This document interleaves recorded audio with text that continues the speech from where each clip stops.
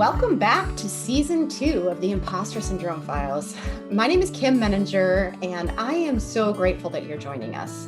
When I started this podcast last year, my primary goal was to normalize the experience of imposter syndrome, to make it easier for us to talk about, and to access the support that we deserve. I am so grateful to everyone who has shared their stories with me, and I'm fascinated by the linkages between imposter syndrome and so many other facets of our lives. The conversations that we had last season led us in so many powerful directions. I'm excited to continue these conversations in Season 2.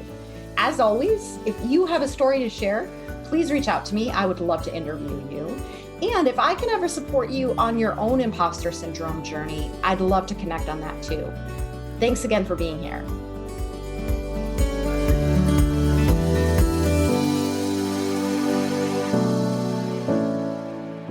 Welcome, Marie. I am really excited to have you here today, and we've already started our conversation, so I can't wait to jump in. But before we do, I would love to learn a little bit more about you. Okay, so my name's Marie Yakopich. I'm 41 years old, living in a big city of Chicago at this point.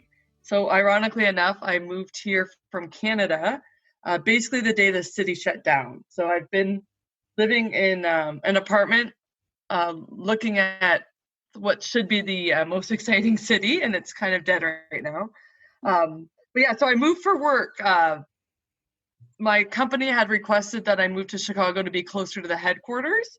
I've always, for the last 20 years, I've spent most of my career in a male-dominated environment, working in operations, and this was my first chance to tackle the corporate world, which was pretty exciting for me.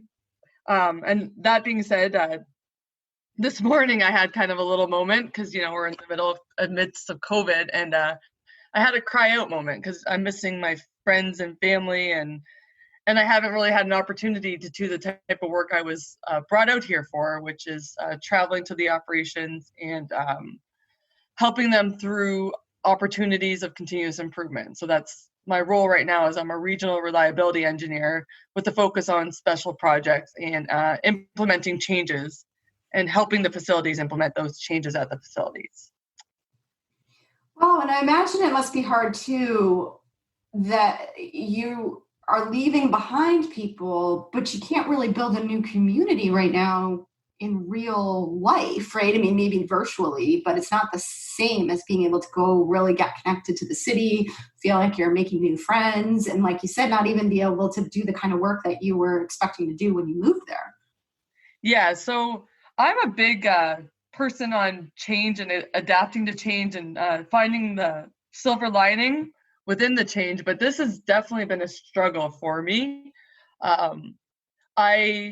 Being new to the city, and like you said, it basically shut down, and most of my coworkers that I did have an opportunity to meet lived in the suburbs or did isolate. So I've kind of been isolated in this building, which I'm used to a yard and used to family and used to my cat that I left behind. And I just kind of ended up in this, I guess, cement, I don't even know what it's made out of, but basically this tower, and I feel like I stare out at this river all day long. And it's definitely been a challenge.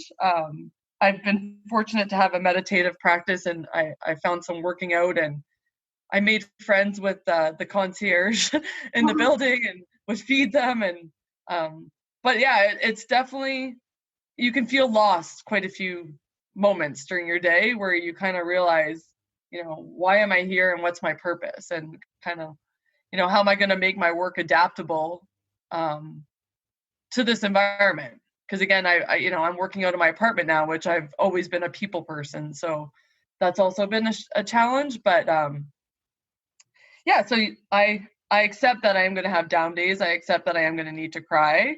I accept that I am going to need to talk to people, and that's kind of how I manage through it. And I meditate, and I actually recently just assumed the title of social ambassador at the apartment I'm at.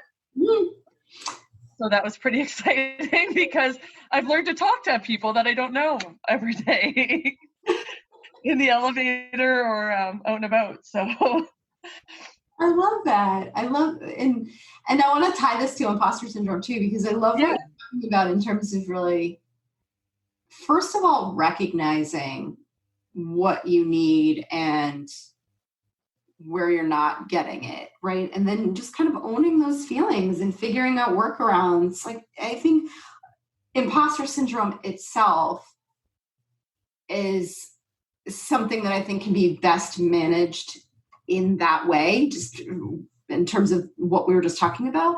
And so I'd love to hear your thoughts on imposter syndrome more generally, kind of how you would characterize it and how it's shown up for you. Yeah, so the way I view imposter syndrome is, it's being a high performer, someone capable of doing something, but at the end of the day, you don't feel like you are good enough to do that, or you're able to do it for one reason or another, or the world doesn't view you good enough to do it. So I have, like I said, I spent the last 20 years in a male-dominated environment. I was out of college. I finished my one degree and I decided to tackle a second degree because I don't really know how to stop, I guess, at times. But so I decided to go into electrical engineering, and through that I got a co-op, and right away they asked me to supervise, and then it went to me working full time, 7 days a week, 12 hours a day, sometimes 20 hours in a 24-hour period, and pursuing my education at the same time. So Wow. I've always kind of taken on a lot, but with that, I think it comes back to me being such a perfectionist, or being a middle child, maybe. I don't know what it goes back to, but I never felt good enough. So, I'd get these high performance ratings, and I'd get people coming to me and like telling me you're the best boss, and I'd have departments running around me efficiently because I had driven those changes, but I never felt like I advocated for myself, or never felt good enough to take on different positions. So, for example, I did that same role for 7 years, and I remember at one time my boss coming to me and saying, we can't, if we hire you full time, someone else loses their job. Mm-hmm. So I didn't pursue it. I just kind of went with the flow, and just kind of kept driving change. And I remember him even coming to me during performance review time and saying, well, who did this and who did this and who did, and I was like, well, I drove that change. I drove that change. I drove that change, to the point where they got rid of 5 supervisors and left me managing the department by myself.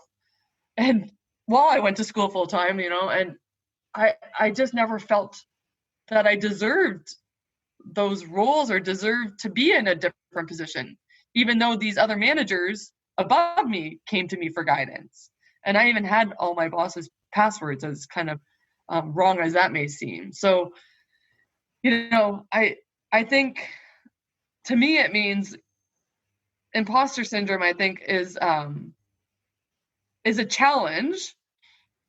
As you put it, we can kind of work ourselves through it, but we have to find ways to adapt through it, because to me, it goes back to self-worth. And I think I always knew I was destined to do more with my life.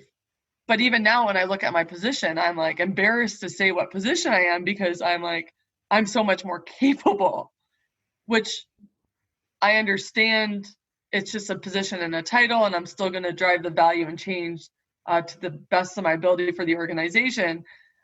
I just, I look at myself comparatively in this world, and I'm like, have I really done enough for myself and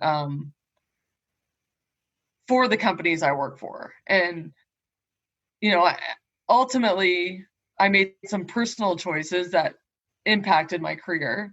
But then I think at the same time, I also didn't value myself enough. And I only put myself out there when life gave me a challenge that I had to put myself out there. So I wanted, say, as pathetic as this may sound, a guy I was dating, and I wanted to make a better life for us. So then I went for the next position, but I never really did it for myself, or did it because I thought I deserved more.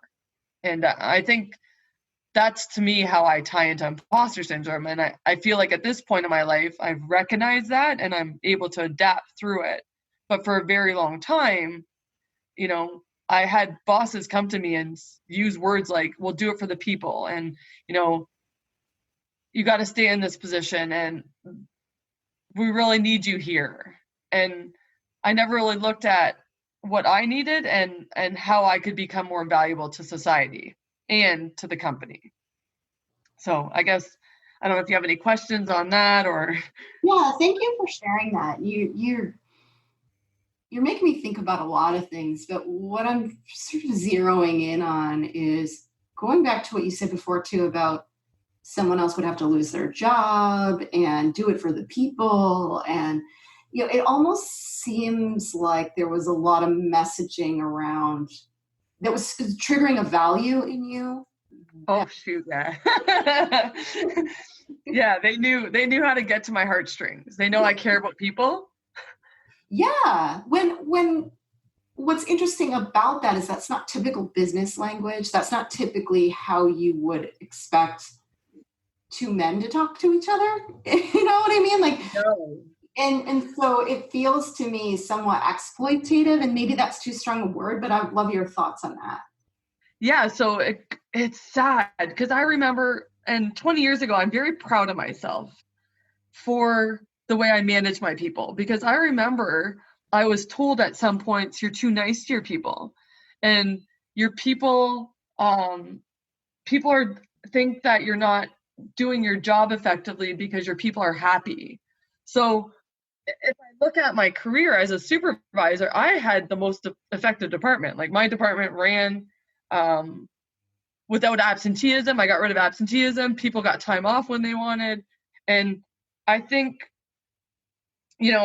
like I said, they got rid of supervision because they didn't need it. It self-ran itself because people were happy at work. They enjoyed coming to work. They didn't, we had less problems. Our quality was better. And I think I had to,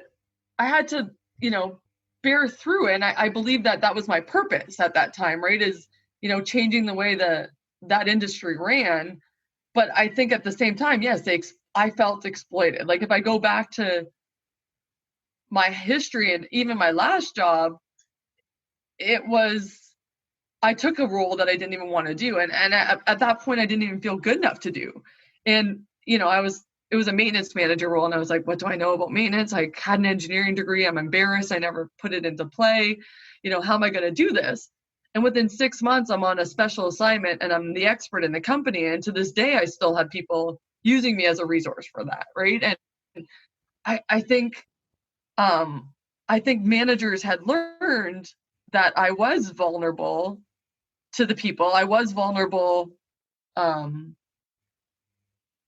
to keep delivering their value and making them look good. And to this, I will always, it's my biggest principle is that my job is to make my boss's job easier, right? Because it's the hierarchy is we should all be supporting the same values and striving towards the same objectives and targets. And all of everybody's job is to kind of support that next level up, right? And that strategy. And if it doesn't, then we need to all figure out how we, pivot together.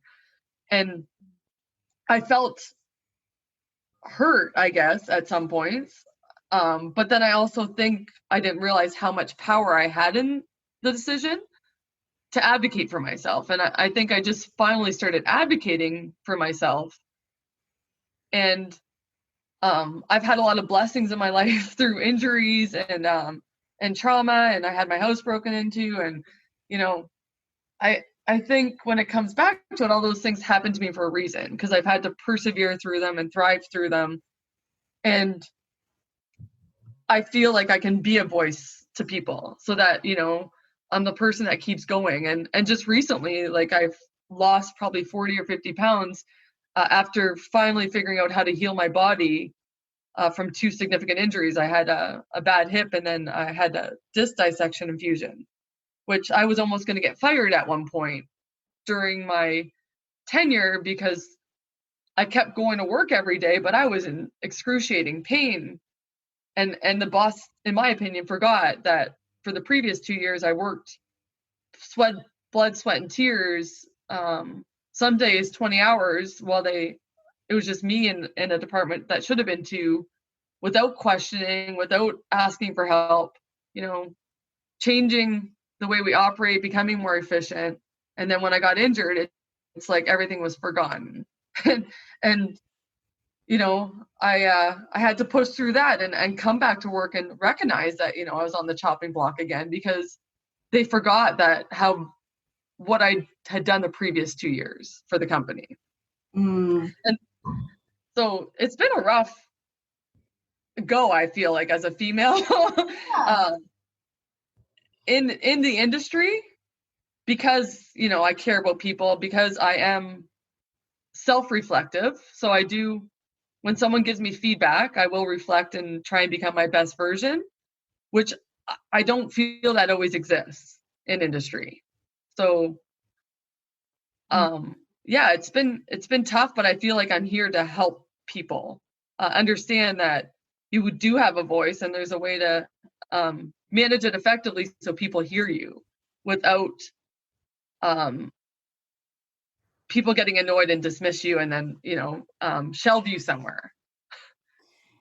Yeah, it's so interesting because you mentioned not realizing how much power you had, right? And so, oh gosh, yeah, it sounds like, objectively speaking, you were very effective in your roles, but the messages you were getting, some subtle, some not so subtle, right, were that you weren't doing it right? Like you weren't doing it in the way that they wanted you to or expected you to, right? And so I'm curious what role you think gender played in that, because you mentioned being female, and just the environment more generally, because I do think so much of our experience comes down to the cultural environments that we operate within. So how have you thought about those pieces of it?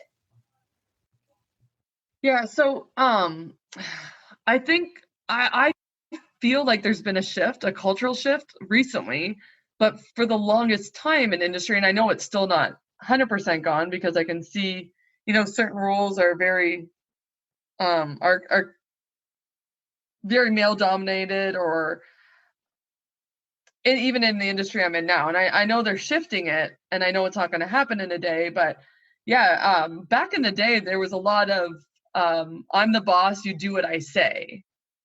So it's not, I don't know necessarily if it was gender specific, but I didn't really have the opportunity to deal with very many female bosses, because there weren't very many at that time. So I guess I can't speak one way or another, because I didn't have a female boss, but I know it was I'm the boss, you do what I say. And to me, people don't become their best at that point. You kind of get what you get. But I am a solution driver, so I would always find ways around it. And I think for me personally, I think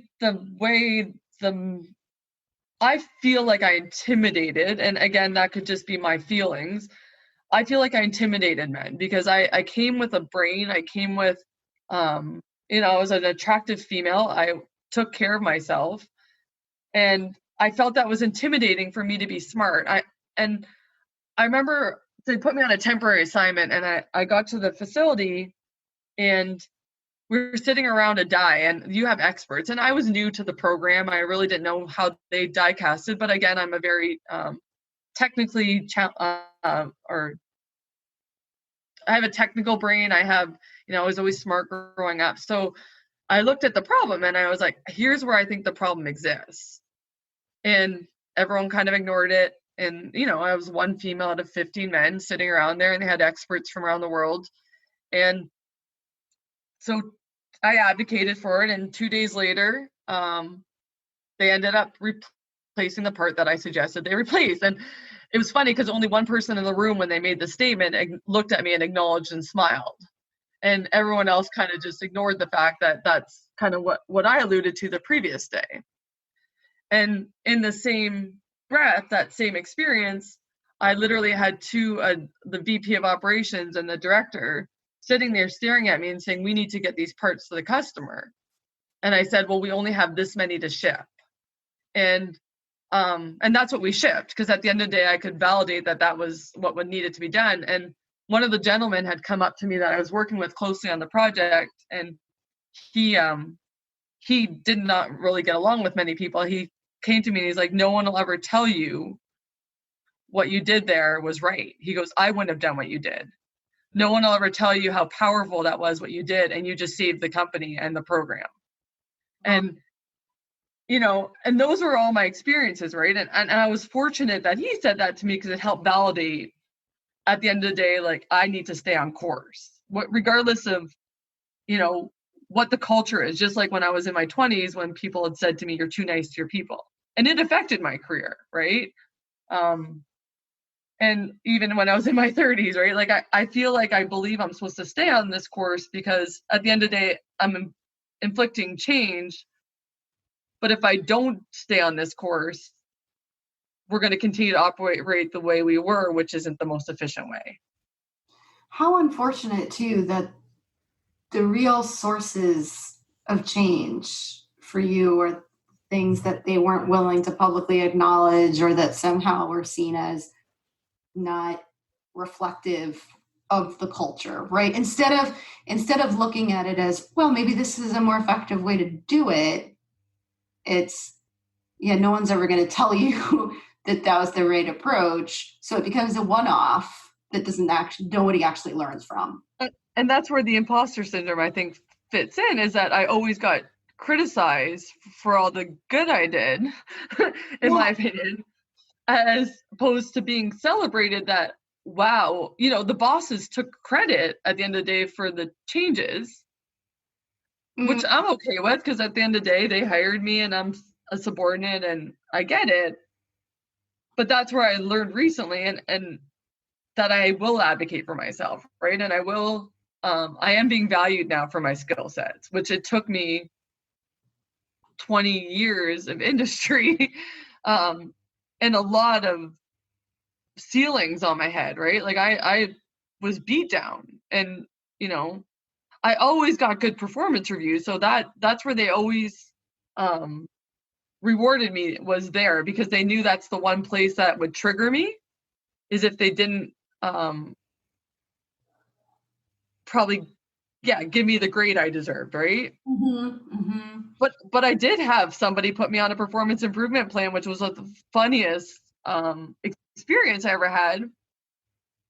And only because I sat there and they told me where I needed to improve, and in a meeting about, we're going to build teams and we're going to do this. And I was always one, I love improving. I love getting feedback. I love to listen to the feedback, and I'm going to become the best version I can every day. And within a week, I was put on a performance improvement plan after that conversation.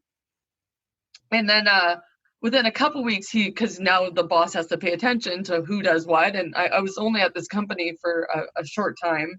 I think it was a year and a half from start to finish. But I remember having a conversation with him 3 weeks into the PIP, and he said to me, I didn't realize what you do.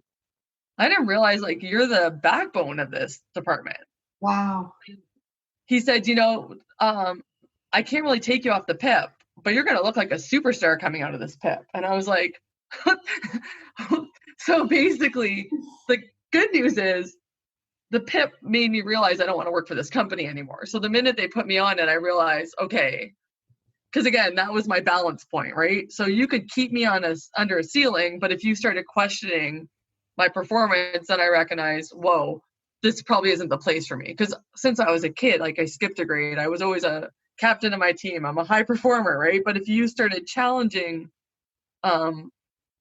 if you put me at the bottom of the barrel, then I thought, okay, maybe this isn't the right place for me, because maybe I can't adapt to whatever they're throwing at me, right? And because for it to get to that point, I was like, whoa, what's going on here? And again, I didn't blame them. I just thought maybe I'm not the right person for this fit. And then, I ended up finding a different job, and I was surprised that they paid me my full bonus when I left, because it was after I'd left and they could do the percentages, and they still treated me fair. So at the end of the day, it wasn't a sour goodbye, but it was okay, time to move on. Goodbye.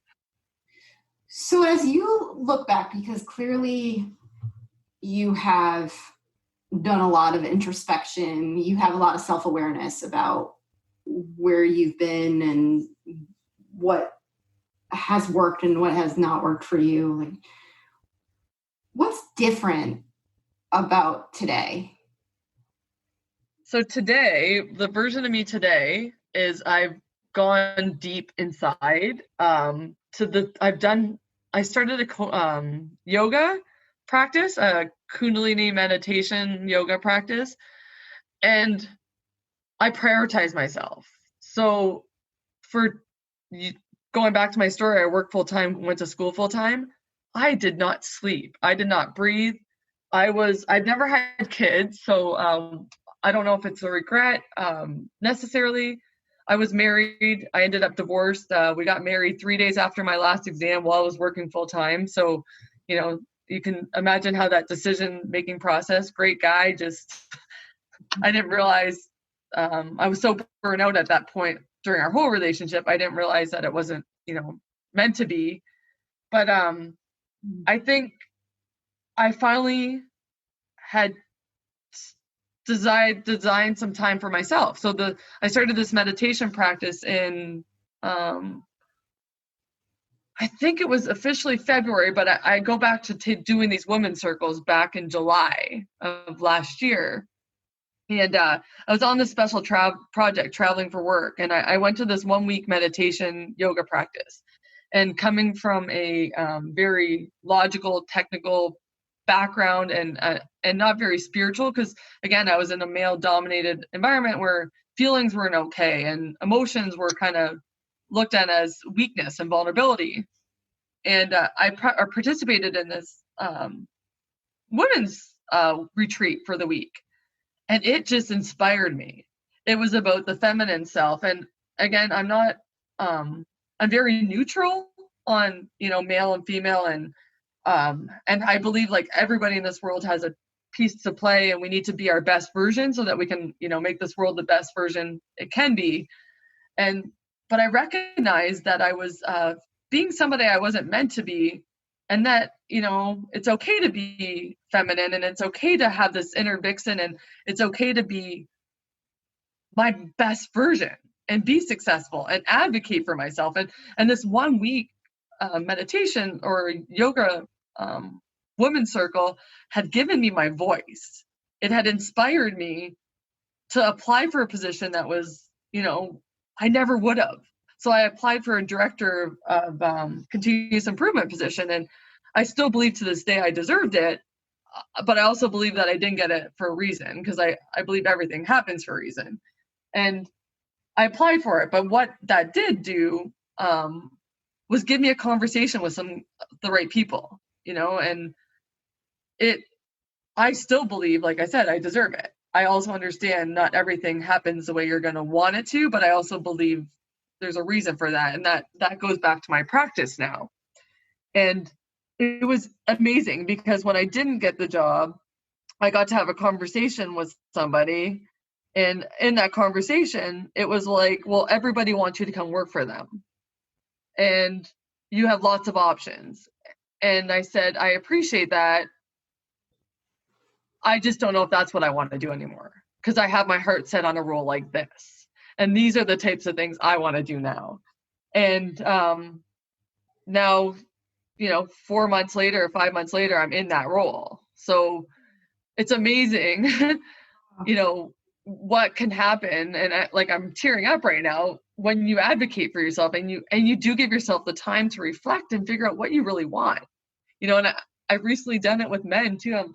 I was on a date, and I liked this guy, and he said, I think we want different things. And then I recognized, I'm like, I don't even know what I want. Like, I have to figure that out first before I start looking for, a suitor. But it's funny, because that was, I think, one of the biggest things for me, is like this women's circle transformed me.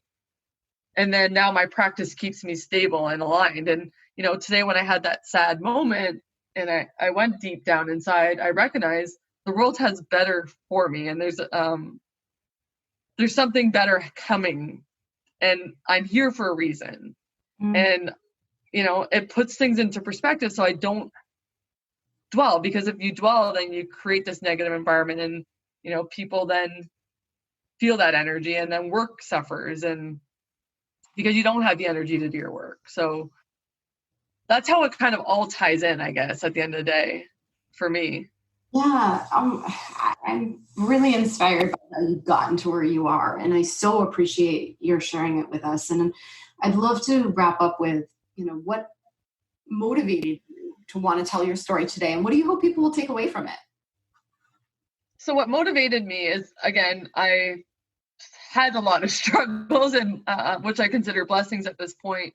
And I wish, obviously, I'd never want anyone to have to suffer when they don't need to suffer. So, if I can be a voice or a reminder to people, you have an inner voice, you are powerful, you have, beauty and